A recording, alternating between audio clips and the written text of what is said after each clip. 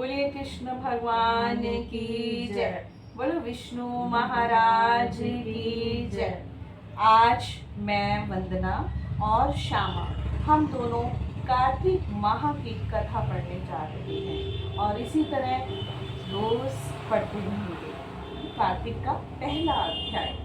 नैमिषारण्य तीर्थ में श्री सूत जी महाराज 88,000 शौनक आदि ऋषियों से बोले, अब मैं आपके सामने कार्तिक महात्म की श्रेष्ठ कथा कहता हूँ, जिसे सुनकर मनुष्य सब प्रकार के पापों से छूटकर वैकुंठ को प्राप्त कर लेता है। सूत जी ने कहा, श्री कृष्ण जी से आज्ञा लेकर नारद जी के चले जाने पर सत्यभामा प्रसन्न होकर श्री कृष्ण से बोली, हे नाथ, मेरा जीवन सफल हो गया।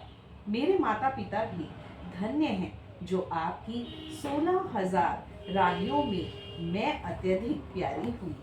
मैंने वैकल्प वृक्ष आदि आपके साथ नारद जी को विधि पूर्वक दान में दे दिया, परंतु वही कल्प वृक्ष मेरे घर में सदा लहराया करता है, जिसकी बात को मृत्यु लोक में कोई भी स्त्री नहीं जानती। हे स्वामी, अब मैं आपसे पूछना चाहती हूँ, सो विस्तार पूर्वक कहिए, जिसे सुनकर मैं अपने हित कार्य करूं, जिसके करने से कल पर्यंत भी आप मुझसे विमुख ना हो। सूत जी कहने लगे, सत्यभामा के ऐसे वचनों को सुनकर श्री कृष्ण जी हंसते हुए सत्यभामा की वहां पकड़कर कल्प वृक्ष के नीचे गए और बोले, हे प्रिय, 16,000 स्त्रियों में मुझे तुम प्राणों के समान प्यारी हो। तुम्हारे लिए देवताओं और देवराज इंद्र से भी मैंने विरोध किया था। उस महा अद्भुत वार्ता को सुनो। सूत जी बोले, एक दिन श्री कृष्ण भगवान ने सत्यभामा के साथ गरुड़ पर सवार होकर इंद्रलोक में जाकर कल्प वृक्ष मांगा। तब इंद्र के ना देने पर गरुड़ का इंद्र से घोर युद्ध हुआ था। हे प्रिय, जब मैं तुम्हें हर चीज दे सकता हूँ, हर एक कार्य पूरा कर सकता हूँ, तो क्या तुम्हारे आश्चर्यजनक प्रश्न का उत्तर नहीं दूंगा? यह सुन सत्यभामा बोली, हे प्रभु, पूर्व जन्म में मेरा कैसा स्वभाव था, किसकी पुत्री थी, मैंने कौन से दान, व्रत और तप नहीं किया जिससे मुझे मृत्यु लोक में जन्म लेना पड़ा, और ऐसे कौन से शुभ कर्म किए कि यहाँ आकर आपकी अर्धांगिनी हुई और आप गरुड़ पर सवार होकर मुझे साथ में लिए इंद्र आदि देवताओं के स्थानों में फिरते हो। तब भगवान बोले, हे कांते, तुम पूर्व जन्म में किसकी पुत्री थी, कौन से पुण्य और व्रत आदि शुभ कार्य तुमने किए थे, वह सब कहता हूँ। पूर्व समय में सतयुग के अंत में मायापुरी में आत्री गोत्र में वेदों और यज्ञों को जानने वाला देव शर्मा नाम का ब्राह्मण रहता था।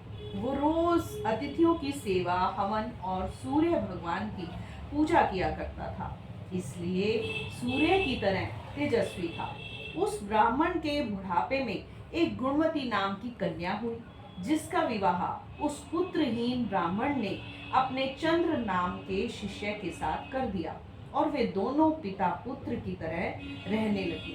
एक समय वे दोनों कुशा और समिधा लेने के लिए वन में हिमालय की तलहटी में पहुंचे तो उन्होंने एक राक्षस को अपनी तरफ आते देखा, जिसके भय से उनके शरीर शिथिल हो गए और उनमें भागने की शक्ति भी नहीं रही। तब राक्षस ने दोनों को मार डाला। उनके धर्मात्मा होने के कारण मेरे पार्षद उनको वैकुंठ में ले गए, क्योंकि उन्होंने आजीवन सूर्य की पूजा की थी। इसलिए मैं दोनों पर अति प्रसन्न हुआ।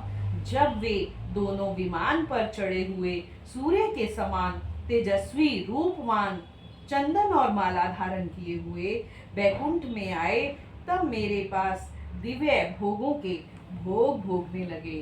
बोलो विष्णु महाराज की जय। लक्ष्मी नारायण भगवान की जय। भजमन नारायण नारायण नारायण, श्रीमन नारायण नारायण नारायण, लक्ष्मी नारायण नारायण नारायण, श्रीमन नारायण